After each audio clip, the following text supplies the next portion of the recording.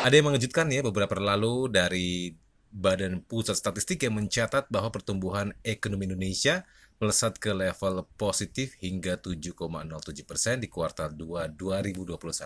Dan ini hal yang patut diapresiasi karena sesuai dengan target pemerintah yakni pertumbuhan ekonomi sebesar 7%.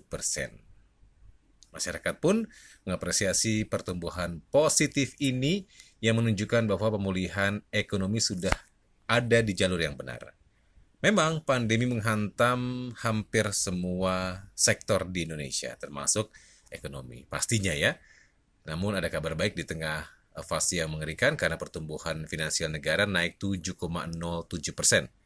Ini menunjukkan keseriusan pemerintah dalam menaikkan pertumbuhan ekonomi Indonesia. Kalau merujuk ke data BPS, memang ini sudah ada beberapa indikator ya dari BPS, pendengar Trijaya, dan Indonesia berhasil keluar dari resesi di kali ini karena pertumbuhan ekonomi di kuartal kedua mencapai 7,07%.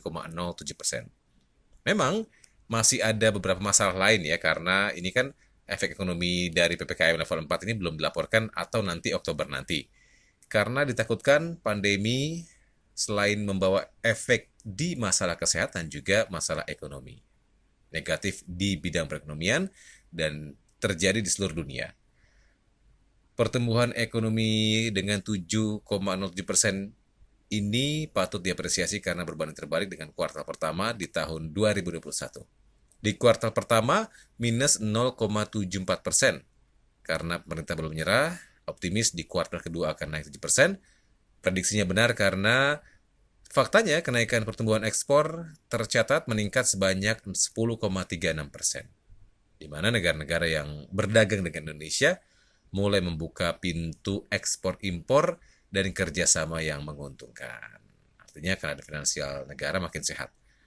Penting sekali ya pendengar Trijaya, kesehatan finansial negara untuk membiayai berbagai program dari kesehatan, untuk kelancaran yang lain-lain, karena harus optimis kita sama-sama agar ekonomi Indonesia tidak murung, dan kalau istilahnya orang tuh badai pasti berlalu. Asik.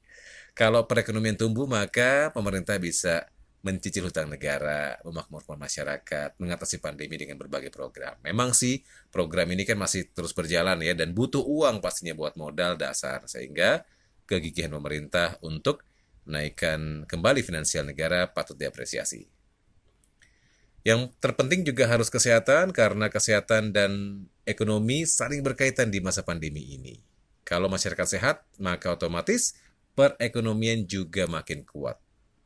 Apalagi kalau udah mulai turun kasusnya di bawah 10%, maka ada pelonggaran misalnya orang kembali beraktivitas dengan lancar, ini akan membuat ekonomi makin bergerak dan tidak terperosok dalam resesi. Ketika keadaan finansial negara sehat, maka bisa digunakan untuk modal dalam menangani efek pandemi.